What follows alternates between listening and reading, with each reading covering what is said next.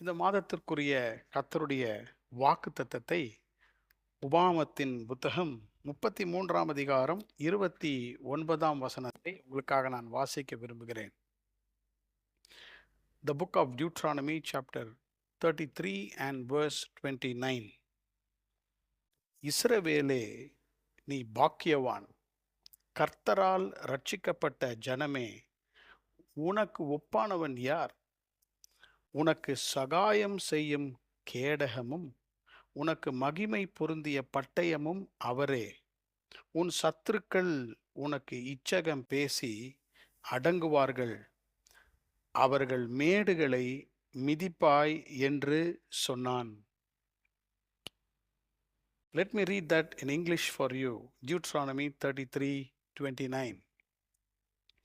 Happy art thou, O Israel, who is like unto thee, O people saved by the Lord, the shield of thy help, and who is the sword of thy excellency, and thine enemy shall be found liars unto thee, and thou shalt tread upon their high places. இந்த வசனத்தின் ஒரு பகுதியை ஆண்டவர் இந்த மாதத்தின் வாக்குத்தத்தமாக நமக்கு கொடுக்கிறார். உனக்கு மகிமை பொருந்திய பட்டயம் அவரே. He is the sword of thine excellency. கர்த்தர் இந்த மாதத்திலே நமக்கு மகிமை பொருந்திய பட்டயமாக இருப்பார். இந்த உபாகமம் 33ஆம் அதிகாரத்திலே கர்த்தருடைய மனுஷனாகிய மோசே இஸ்ரவேல் புத்திரருக்கு தன்னுடைய ஆசீர்வாதத்தை கூறுகிறார்.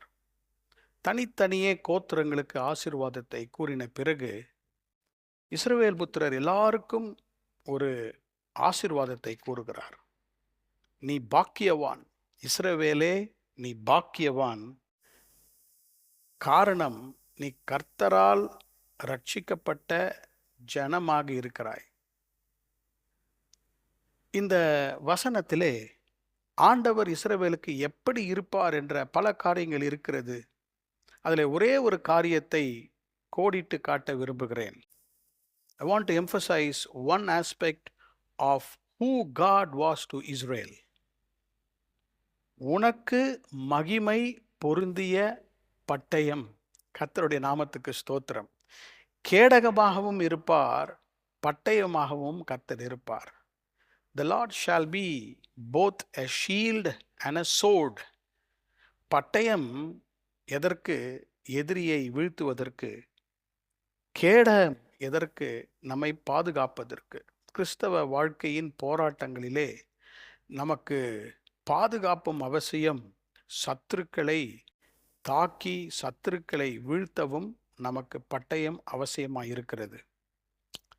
இந்த வசனத்திலே பட்டயம் என்று நாம் வாசிக்கும் பொழுது பொதுவாக a sword, பட்டயம், அழிவையும் மற்றவர்களை கொலை செய்யும் ஆயுதமாக தான் நாம் தெரிந்திருக்கிறோம். We always know the sword always is a destructive tool or a weapon. இன்றைக்கு கர்த்தர் ஜூலை மாதத்திலே நமக்கு அவரே நமக்கு பட்டயமாக இருக்க விரும்புகிறார். எப்படி பட்டயமாம்? மகிமை பொருந்திய பட்டயம். Amplified Bible, English translation of Amplified Bible இப்படி சொல்லுகிறது, the sword which exalts you, a sword of exaltation. நம்மை உயர்த்தும் பட்டயம். பிரியமான சகோதரனே, சகோதரியே, உங்களை உயர்த்தும் பட்டயமாக கர்த்தர் உங்களோடு கூட இருக்கிறார். நீங்கள் பாக்கியவான்கள். காரணம், உங்கள் தேவன் உங்களுடைய மகிமை பொருந்திய பட்டயம். ஒவ்வொரு நாளும் நான் சொல்லணும், ஆண்டவர் எனக்கு மகிமை பொருந்திய பட்டயமாக கர்த்தர் இருக்க போகிறார். இந்த காலை வேளையிலே ஆண்டவர் நமக்கு மகிமை பொருந்திய பட்டயமாக அவர் நமக்கு இருக்கும் பொழுது நமக்கு வரும் ஆசீர்வாதங்கள் என்ன?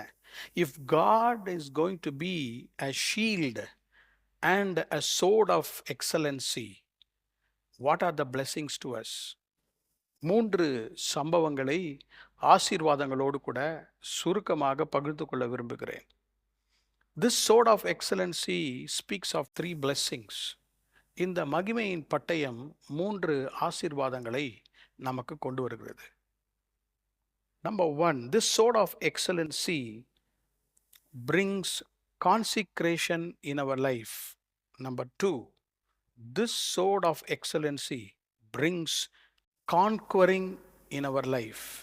And number 3, this sword of excellency brings correction in our confusion.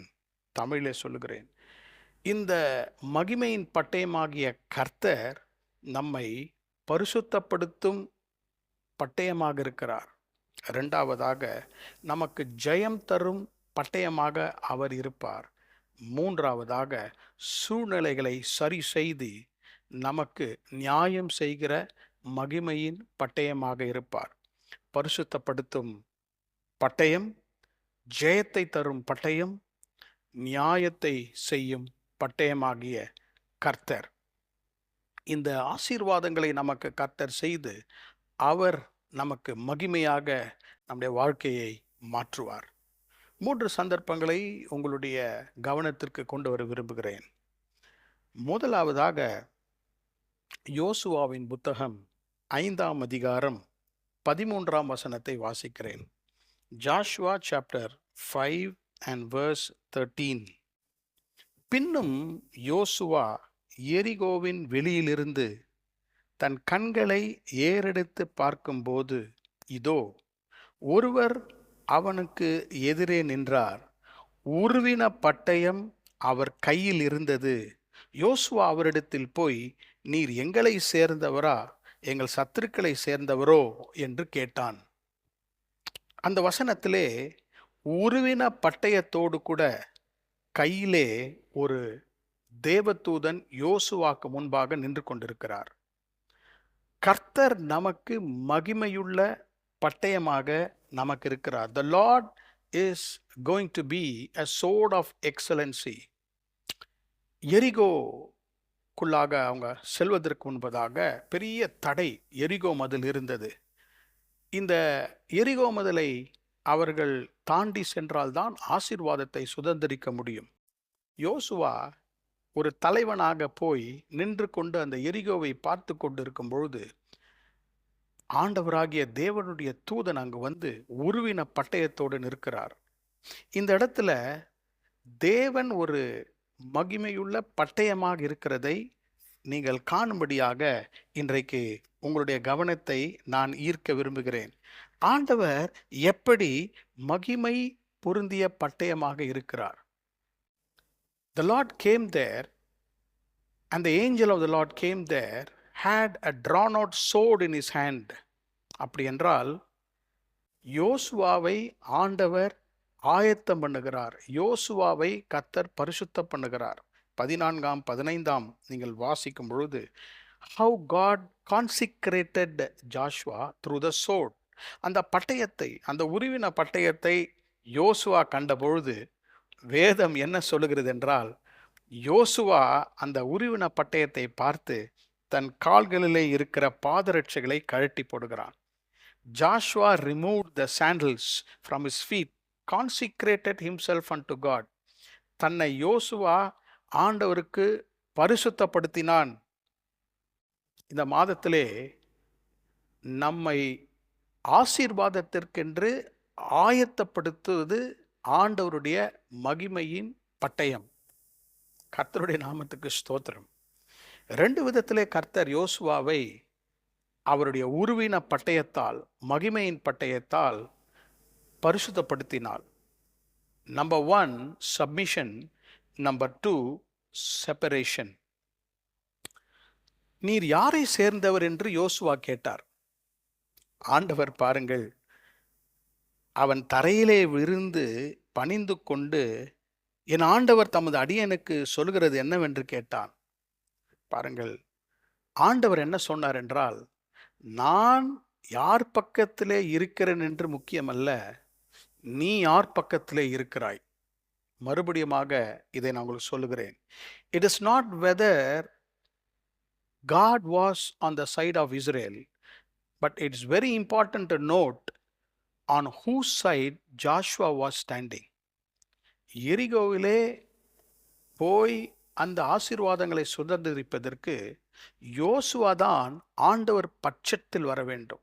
நாம் கர்த்தருடைய பட்சத்தில் வரும்படியாக கர்த்தர் நம்மை பரிசுத்தப்படுத்துகிறார். Joshua fell down and submitted himself to God.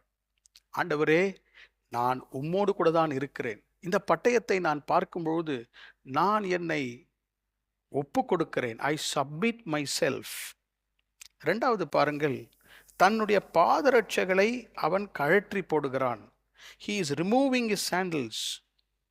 மோசேயும் அந்த எரிகிற அக்கினி சூளையிலே தன்னுடைய பாதரட்சைகளை கழற்றி போடுகிறான். இதனுடைய அர்த்தம் என்னவென்றால், God was separating his leader for a blessing. ஆண்டவர் மகிமையுள்ள பட்டயமாக தம்முடைய தலைவரை, நம்மை ஆசீர்வாதத்திற்கு பணிந்து பிரித்தெடுக்கிறார். எப்படி பிரித்தெடுக்கிறார்? Before you go into the battlefield, you have to come into God's sanctuary. யுத்த களத்திற்கு உன் பாதங்கள் போவதற்கு முன்பதாக, வெற்றிக்கு போவதற்கு முன்பதாக கர்த்தருடைய பிரசன்னத்திலே உன்னுடைய பாதங்கள் வர வேண்டும் என்று அந்த இடத்திலே கர்த்தர் யோசுவாவை பிரித்தெடுத்தார். எனக்கு அன்பான சகோதர சகோதரிகளே, இந்த ஜூலை மாதத்திலே தேவனாகிய கர்த்தர் மகிமை பொருந்திய பட்டயமாக ஆசீர்வாதத்திற்காக உங்களையும் என்னையும் கர்த்தர் பரிசுத்தப்படுத்துகிறார். எப்படி என்றால், அவருக்கு நாம் பணிந்து அவருக்காக பிரித்தெடுக்கப்பட, not relying on our selves but relying on God. ஆசீர்வாதத்திற்கு என் மேல் சார்ந்து கொள்ளாமல் எனக்காக உருவின பட்டயம் வந்தது. அன்றைக்கு நீங்கள் பாருங்கள், அவர்கள் எரிகோவை 7 நாட்கள் சுற்றி வந்தார்கள். எக்காலங்களை 7வது நாள் ஊதினார்கள். எரிகோ மதில்கள் கீழே விழுந்தது. இதெல்லாம் நடந்ததுக்கு முன்பதாகவே ஆண்டவராகிய தேவன் மகிமையுள்ள பட்டயமாக அவர்களுக்கு வெற்றி கொடுத்தார். இந்த மாதத்திலே கர்த்தர் வெற்றி கொடுப்பார். உங்களுடைய சூழ்நிலைகள், உங்களுடைய எல்லா விதமான கையிட்டு செய்யும் காரியங்களிலே அதை செய்வதற்கு முன்பாகவே உங்களை ஆயத்தப்படுத்தி அவர் மகிமையின் பட்டயமாக வந்து உங்களுக்கு வெளிப்படுவார். The sword of excellency consecrates us. நம்மை பரிசுத்தப்படுத்துகிறது. இரண்டாவது ஆசீர்வாதம், நியாயாதிபதிகளின் புத்தகம் 6ஆம் அதிகாரம் 7ஆம் அதிகாரத்தை 2 அதிகாரத்திலே ஒரு வசனத்தை வாசிக்கிறேன். Judges chapter 7 and verse 20. நியாயாதிபதிகள் 7ஆம் அதிகாரம் 20ஆம் வசனம். 3 படைகளின் மனுஷரும் எக்காலங்களை ஊதி பானைகளை உடைத்து தீவட்டிகளை தங்கள் இடது கைகளிலும் ஊதும் எக்காலங்களை தங்கள் வலது கைகளிலும் பிடித்து கொண்டு, கர்த்தருடைய பட்டயம் கிதியோனுடைய பட்டயம் என்று சத்தமிட்டு, அதை நான் உங்களுக்கு கோடிட்டு காட்ட விரும்புகிறேன். கர்த்தருடைய பட்டயம், கிதியோனுடைய பட்டயம். The sword of the Lord and of Gideon. கிதியோனும் அவனோடு கூட இருந்த 300 பேரும் யுத்தத்திற்கு புறப்படுகிறார்கள். யார்? மீதியானர்கள், மீதியனைட்ஸ். இந்த மீதியானர்களுடைய சுபாவம், இவர்கள் கஷ்டப்பட்டு சம்பாதித்த காரியங்களை இரவோடு இரவோட களவாடி கொண்டு போய்விடுவார்கள். இவர்களுக்கு விரோதமாக ஆண்டவர் இவர்களுக்கு விடுதலை அளிக்க கிதியோனை கர்த்தர் ஆயத்தப்படுத்தினார்.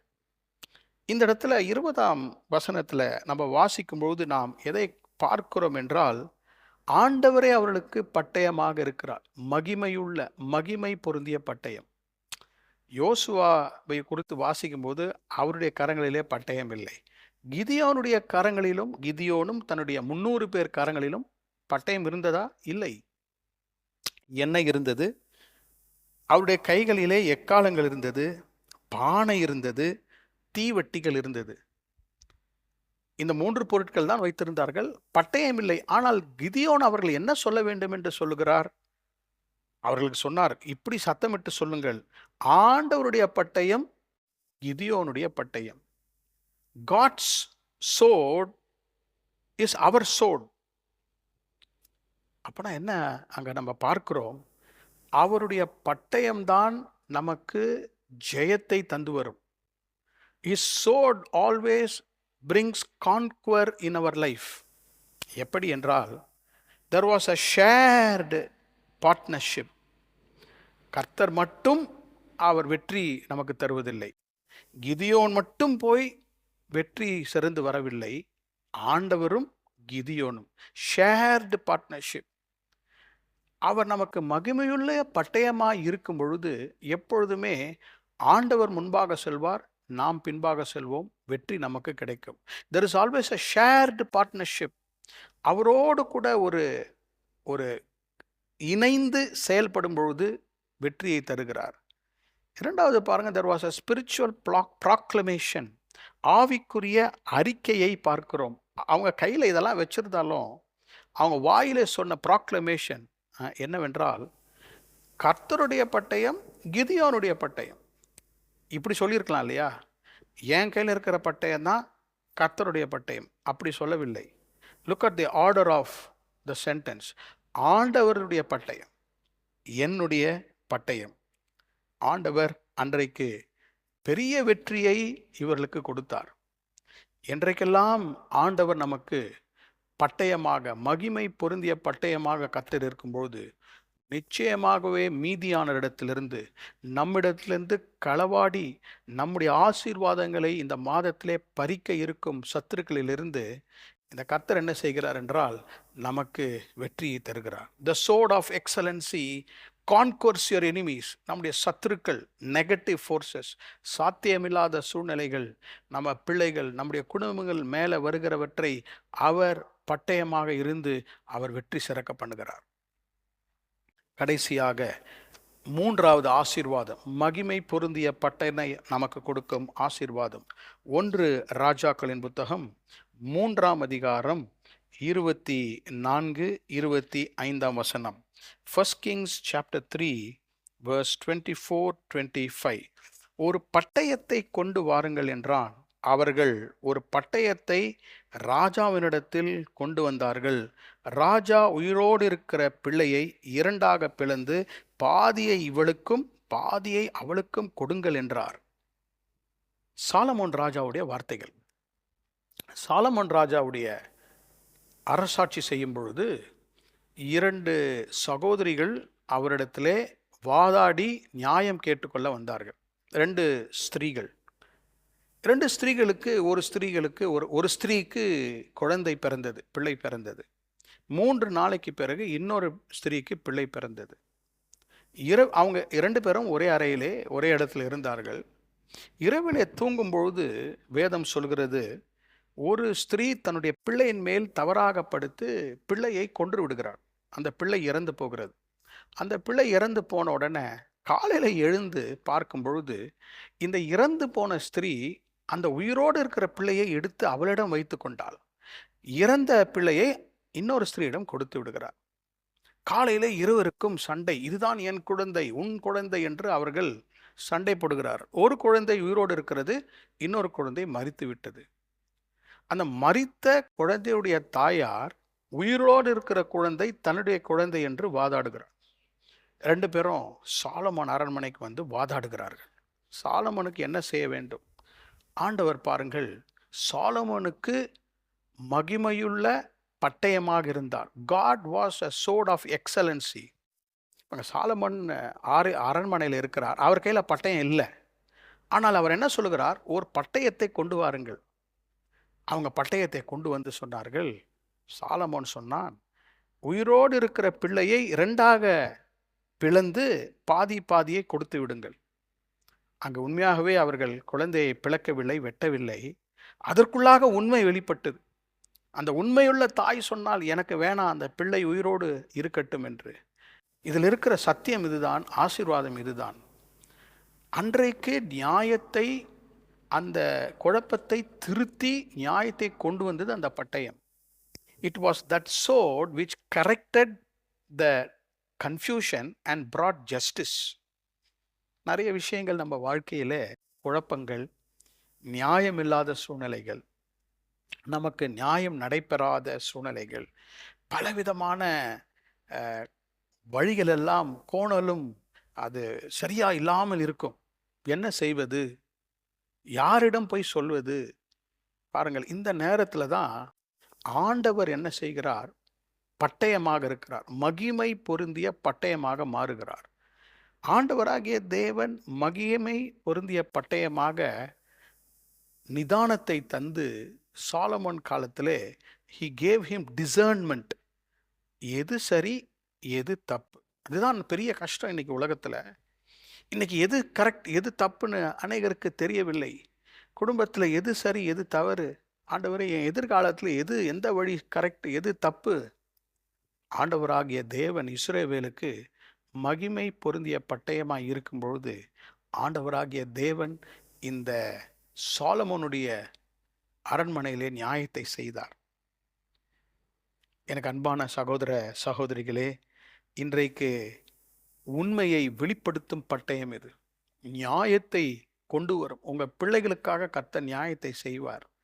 உங்க வேலையில கர்த்தர் நியாயத்தை செய்வார். உங்களுக்காக பேசுவதற்கு மகிமை பொருந்திய பட்டயம் நியாயத்திலே நிற்கும். யாருமே எனக்கு நியாயம் சொல்றதுக்கு இல்லை. நான் யார்கிட்ட சொன்னாலும் என்னுடைய இருதயத்தை புரிந்து கொள்வது இல்லை என்று ஒருவேளை நீங்க நினைக்கலாம். இஸ்ரவேல், நீ பாக்கியவான். உனக்கு அவர் எதுவாக இருக்கிறார்? மகிமை பொருந்திய பட்டயம், நியாயத்தை செய்யும் பட்டயம். இந்த 3 சந்தர்ப்பங்களை நான் உங்களுக்கு காண்பித்தேன். முதலாவது யோசுவா, இரண்டாவதாக கிதியோன், மூன்றாவதாக சாலமோன். அவங்க கிட்ட பர்சனலா யார்கிட்டையும் பட்டயம் இருந்ததாக வாசிக்கவில்லை. ஆனால் ஆண்டவர் தான் பட்டயமாக இருந்தார். ஆசீர்வாதத்தை கொண்டு வரும் பட்டயம் அல்ல, மகிமையின் பட்டயம். A sword of excellency. கர்த்தர் இந்த மாதத்திலே இந்த ஆசீர்வாதத்தை உங்களுக்கு கொண்டு வருவார். இதை என்ன செய்யணும்? ஒவ்வொரு நாள் காலையிலும் கர்த்தர் எனக்கு மகிமை பொருந்திய பட்டயம், இதை சொல்லிக்கிட்டே இருங்க. ஆண்டவர் எனக்கு மகிமை பொருந்திய பட்டயம். The Lord is a sword of excellency. கர்த்தர் உங்களை ஆசீர்வதிப்பார். உங்களுக்காக நான் ஜெபம் பண்றேன். பரிசுத்தமுள்ள நல்ல பிதாவே, இந்த ஜூலை மாதம் 1ஆம் தேதிக்காக ஸ்தோத்திரம். இஸ்ரவேலே, நீ பாக்கியவான். கர்த்தரால் ரட்சிக்கப்பட்ட ஜனமே, கர்த்தர் உனக்கு மகிமை நிறைந்த பட்டயமாக இருக்கிறார். எனக்கும் இந்த வசனத்தை கேட்டுக்கொண்டுகிற ஒவ்வொருவருக்கும் ஆண்டவர் மகிமை நிறைந்த பட்டயமாய் இருக்கிறீர். நியாயம் செய்கிறீர். எங்களுக்காக வெற்றி சிறக்க பண்ணுகிறீர். எங்களுக்காக பரிசுத்தப்படுத்தி ஆசீர்வாதங்களை பெற்றுக்கொள்ள எங்களுக்கு வகைப்படுத்தும். இந்த மாதத்திலே அநேகருக்கு நியாயங்கள் கிடைக்கட்டும். அவர்களுக்காக எழும்பி போராடும் மகிமை நிறைந்த பட்டயமாக கர்த்தர் இருப்பீராக. ஒவ்வொருவரையும் ஆசீர்வதிப்பீராக. அவருடைய வேலைகளை ஆசீர்வதிப்பீராக. அவங்க குடும்பங்களை ஆசீர்வதிப்பீராக. பிள்ளைகளை ஆசீர்வதிப்பீராக. அவங்க எடுக்கும் புதிய முயற்சிகளை ஆசீர்வதிப்பீராக. அவர்களுக்கு மனதில் இருக்கும் ஜப குறிப்புகளை கர்த்தர் கேட்டு மகிமையாக விளங்கும்படியாக நாங்கள் ஜெபிக்கிறோம். ஆசீர்வதியும். இயேசுவின் நாமத்தில் ஜெபிக்கிறோம் பிதாவே, ஆமென். கர்த்தர் உங்களை ஆசீர்வதித்து இந்த மாதம் முழுவதும் நடத்துவாராக.